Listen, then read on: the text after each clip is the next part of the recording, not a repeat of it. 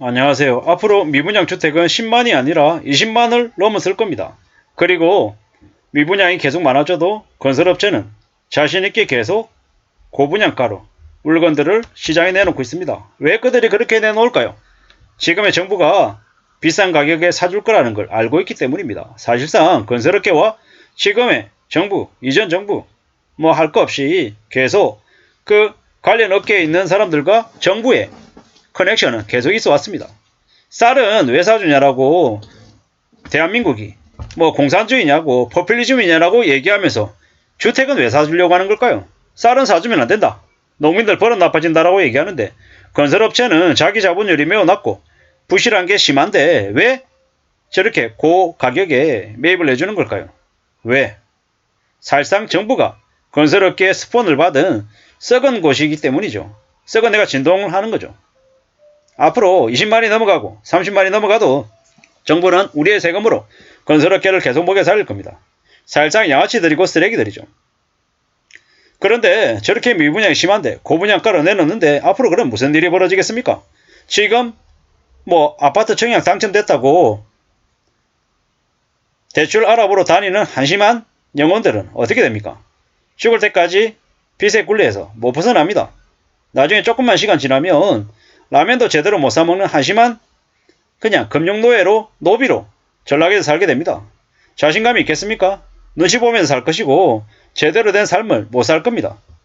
그냥 회사에서 그냥 뭡니까 탕비실에서 스틱커피 타서 먹고 도시락 싸다니고 일 끝나고 나면 뭐 투잡하러 다니고 이래저래 허덕이면서 삶을 살겠죠. 살아도 사는 게 아닌 삶을 살게 될 겁니다. 예전에 저기 어딥니까? 저기 영종도 쪽에 많은 사람들이 뛰어내렸습니다. 왜겠습니까? 왜? 분양받은 가격보다 할인 분양해가지고 가격이 더 내려가면 이거는 그냥 옆에 있는 사람이 나보다 1억 싸게 샀다. 이걸로 끝나는 게 아니라는 거죠. 없는 돈에 악착같이 돈 모아서 자기 돈 인력 보태가지고 아파트를 4억짜리 5억짜리를 분양을 받았는데 그 4억 하던 아파트 분양가가 갑자기 3억으로 주저앉았어요. 인력이 날아갔어요. 어떻게 됩니까? 내가 아는 돈, 내 원금이 전부 다 사라진 거죠. 그리고 전부 다 빚만 갚아야 되는 상황이 된 거예요. 근데 은행에서는 5억짜리의 아파트라고 생각을 하고 대출을 해줬단 말이에요. 3억 5천을. 근데 갑자기 집값이 3억이래요. 그러면 감정가격보다 대출해준 금액이 더 높잖아요. 그러면 1억 5천을 갚으라고 이제 은행에서 이제 대출자한테 이제 손을 내미는 거죠. 근데 대출자는 그걸 갚을 여력이 없는 거예요. 미치는 거죠.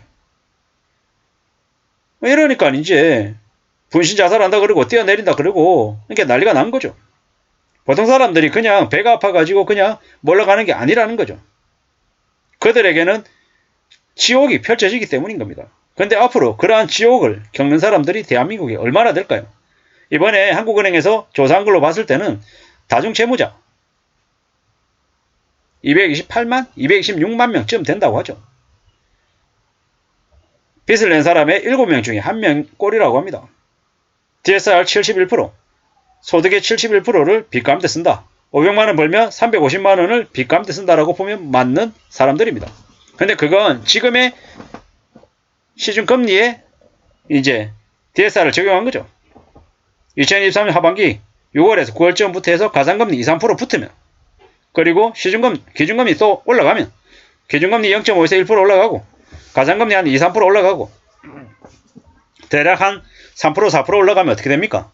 지금 5, 6% 대출이자 내고 있는데 저게 8%, 9%, 10% 되면요. 뒤지는 거죠.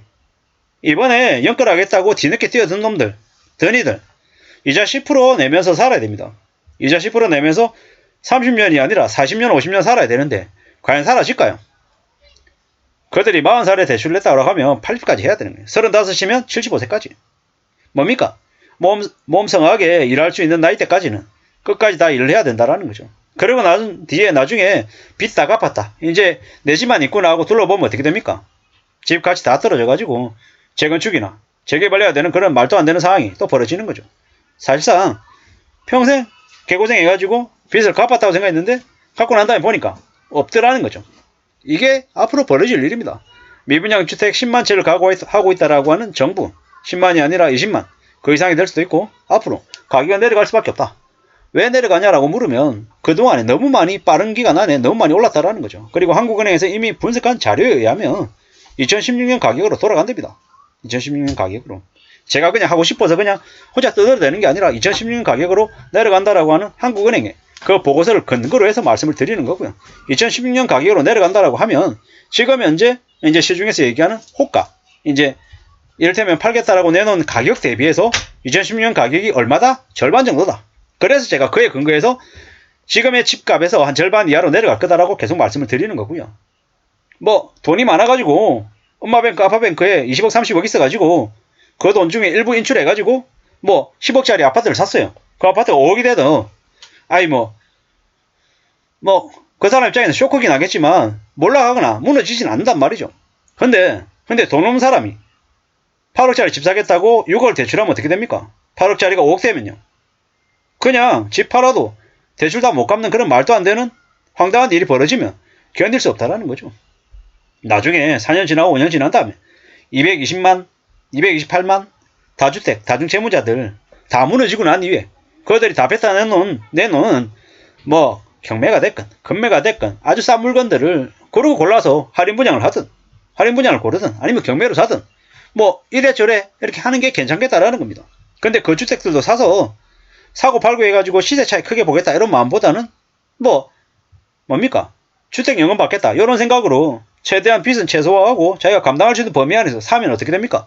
삶이 안정이 되죠. 뭐 게다가 조금 더 욕심을 낸다고 하면 뭐 아주 싸게 빌라든 오피스텔이든 뭐 소형주택들 아파트 뭐 작은 평수들 사서 뭐 보증금 있는 월세 주면서 계속 이렇게 매월 소득이 조금씩이라도 수입이 생기면 이거보다 좋은 게 없다라는 거죠. 아니 부동산이 별로다. 그러면 고배당 우량주, KTNG, 강원랜드 아니면 뭡니까 한국셀석유도 있고요. 삼성화재 우선주도 있고 뭐 많습니다. 그런 것들 고배당 우량주 지난 10년 동안 20년 동안 배당을 빠뜨리지 않고 계속 잘해왔던 그런 주식들 싸게 매입해서 사면 괜찮겠다라는 겁니다. 뭐 그렇게 살아도 되고 저렇게 살아도 되고 보수적으로 확실한 것들 골라가지고 하나씩 둘씩 사놓으면 괜찮다라는 생각이 듭니다. 욕심 부리고 탐욕 부리고 남들이 10억을 1년 안에 벌었다는데 나도 10억 벌어야지 이런 생각 말고 있잖아요. 1년에 뭐 추가적인 수익 100만원만 벌어도 감사하다. 월 한 10만원만 벌어도 행복하지요. 고맙지요. 이런 생각으로 마음먹고 지내면 그런 사람이 진짜 진정한 부자가 아닌가라고 생각을 합니다. 왜? 남한테 손 내밀지 않고 내가 나들 뭐 사줄 수 있고 조금 여유롭게 좀 더 자기가 하고 있는 내 성실히 지내면서 착실하게 살면서 또 삶을 또 유지해나가는 지켜내는 그런 사람이 진짜 경제적인 안정을 이루는 사람이 되지 않나 라는 생각을 해봅니다. 앞으로 미분양 주택이 10만 채가 아니라 20만 채 이상 넘어갈 수 있음을 우리는 명심해야 될 것 같습니다. 이상입니다.